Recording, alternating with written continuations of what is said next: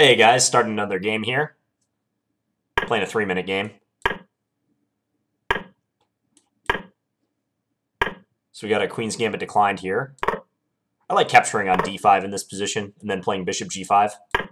This is the exchange variation against the Queen's Gambit declined. It scores extremely well for white. All of this is standard. So here white can play either knight f3 or knight ge2. I'm gonna play knight f3. I usually play knight ge2, but good to mix it up.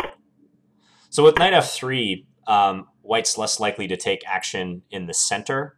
With knight ge2, you can play for f3, pawn f3, and then pawn e4. But with this plan I'm adopting here, it's more likely I'm going to go for a minority attack on the queen side, which involves trying to push b4. Okay. So I can play either a3 or knight e5 or h3. Let's try a3 for now. Renew the threat of b4.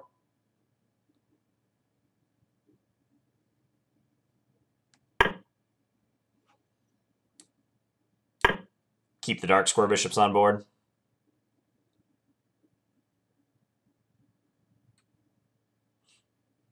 You can try to play bishop d6 and ensure that the bishops get traded. Although, no, you can't really do that. I can just take on e4 if he does that. So maybe he takes on c3 first, I take with my queen, and then he plays that. This is a little bit of a surprise. Bishop f5. Okay, let's take.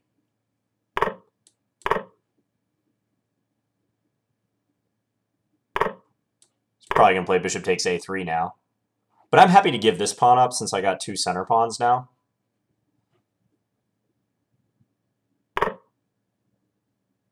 So let's put the queen...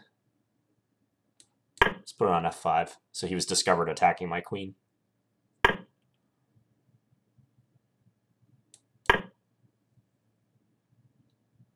Sort of a weird pawn imbalance. Him having 3 versus 1 on the queen side now, and me having the two center pawns. Not quite sure what my best plan is. I think I'm just going to try to organize d5 pawn push.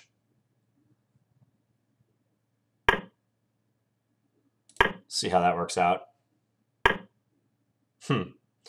Unusual way to pin.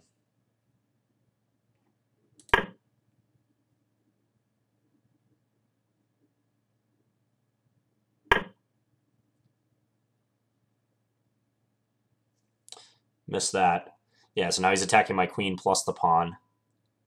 But it's not so straightforward. Like, I can go here, and if he takes my pawn on d5, knight g5 is really annoying. Well, not really annoying, it's just bad for him. Okay, what's he going to do about knight g5 now? f6? But if f6, I can, at the very least, play d6. Knight c8, d7. He's in trouble here. Could take on c6, but I think this is even stronger.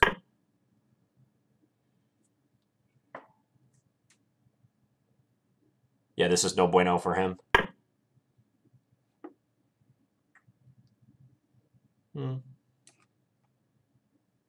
Just go back. Oh, knight d5 or knight f5. My mistake. Whoops.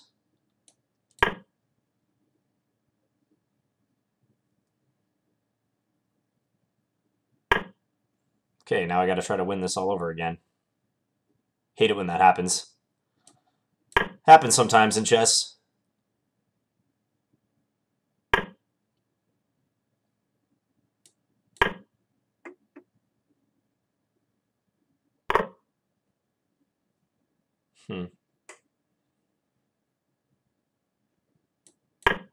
Not doing well here. I'm going to try to set up a cheapo. If rook e7, queen takes b6. I got to play fast now. Very low on time.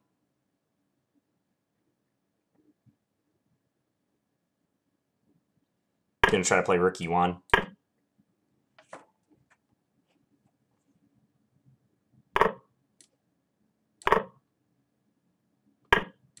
Check. Threaten rook e7.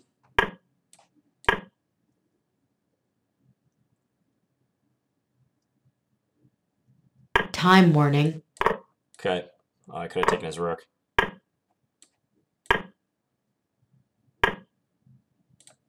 Well, this is pretty awesome for me, except for the fact that I have no time. Check. Neither does he, though. Check. Dropped his rook. Sweet.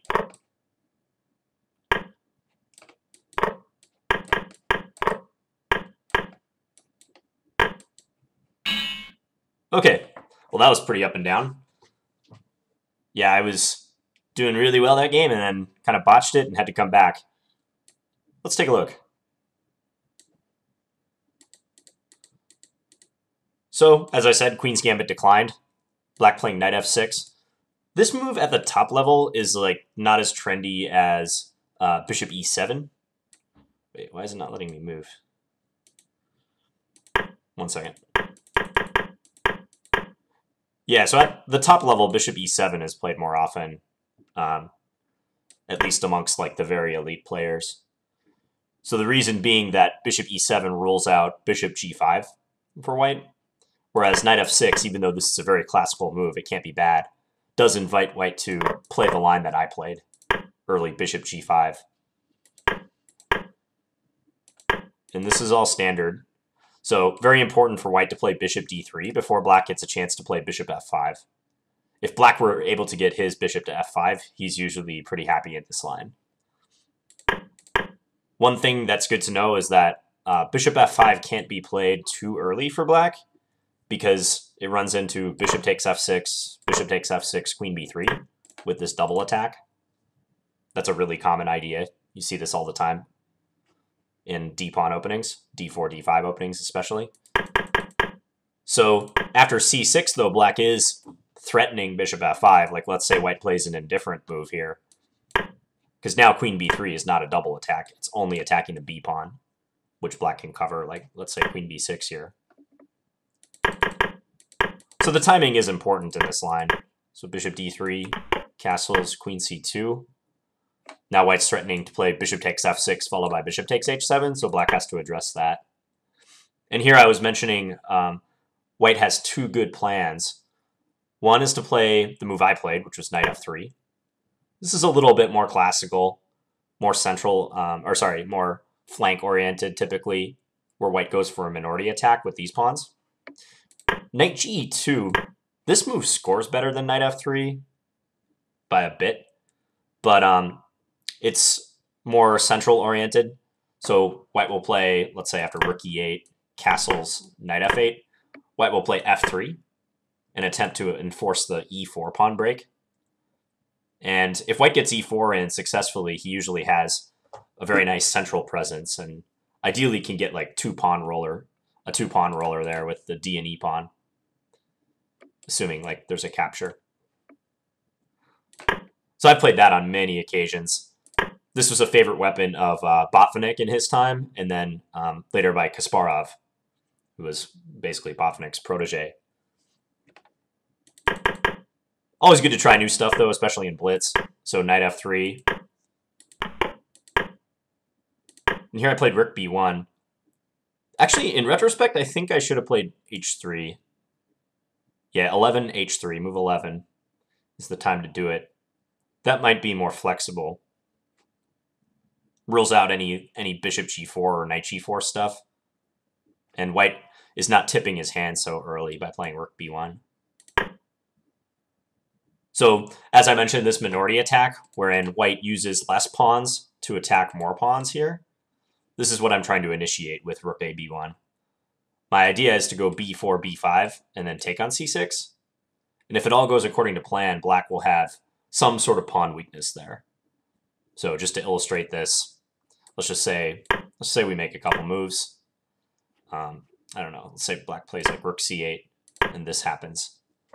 No matter what, white will get to either capture this pawn with his b-pawn, or if black pushes past, take with the d-pawn. And no matter what, black will end up with a pawn weakness. So, you know, let's say if take, then this pawn will end up isolated. If take here, then this pawn is isolated once again. And if black allows the capture to occur on c6, he'll probably have a backward c pawn. Let's say take and take backward c pawn here. This pawn's also isolated, but white has an isolated pawn too. So those cancel each other out. So that's the philosophy behind the minority attack in the Queen's Gambit Declined. Got to know this plan if you're playing this opening. So he played a5 trying to stop me from going b4. And I played a3 just renewing the threat. Played knight e4. I guess I played bishop f4 quickly, but maybe I should have thought about it a little bit more here. I was surprised by his follow-up, though, after bishop f4. Bishop f5. Hard to say who this favors. And then he takes on a3. This pawn imbalance. In the game, I thought white, but I'm not so sure. Let's just check with the engine. Okay, the engine likes white slightly. I played queen f5. He went back. I went there. This move might be a bit extravagant. I don't know that. I'm trying to get him to take so I can take with my h-pawn, which gives my king an escape square. But maybe that's a waste of time. Yeah, computer says I should just take on d6.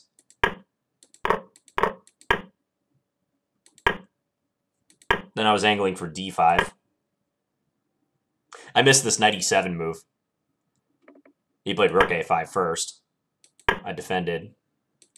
Then that. I didn't see that move. Fortunately, I had queen h5, which threatens knight g5.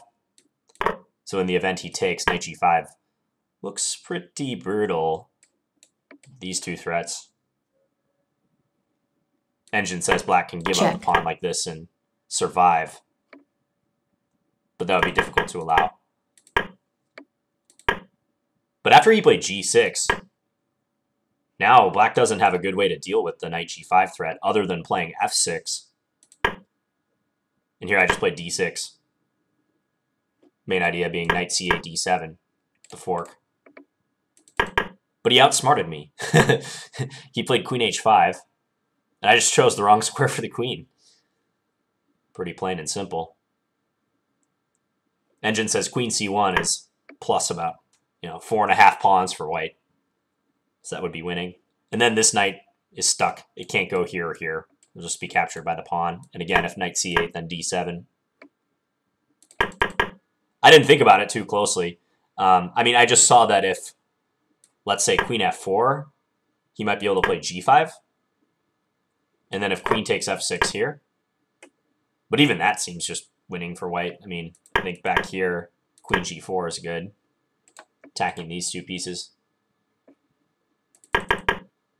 So, good example of not considering enough candidate moves here. I just picked the square that looked best for the queen and just did it. But then after knight d5, it's tricky for white.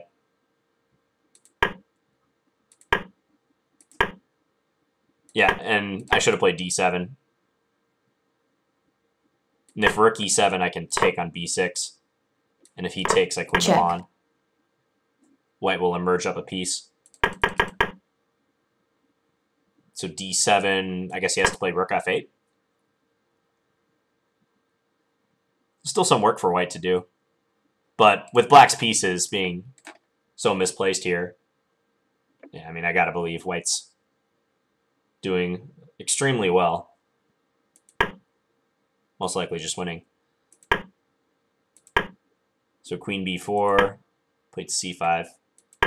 Very sloppy play here by me. I'm not going to act like I played this well. Yeah, this was big time pressure. I was expecting him to play c4 just to re-engage this rook. Use the discovered attack. g5 was pretty strange. Yeah, we're both pretty low on time at this point. Check. And now I had this pin going. Wind up winning the piece. Missing typical stuff and time pressure like queen takes c7. Much better. Winning on the spot.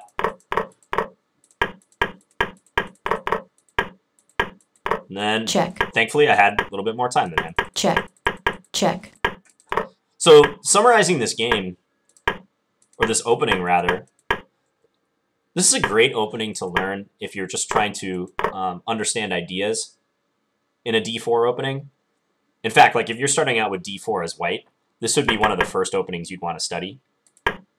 The methods that you can use to like study the middle games are pretty well known, like understanding the minority attack, which was that rook b1, b4 push, and also understanding the central push as well, like the difference between knight f3 and knight ge2.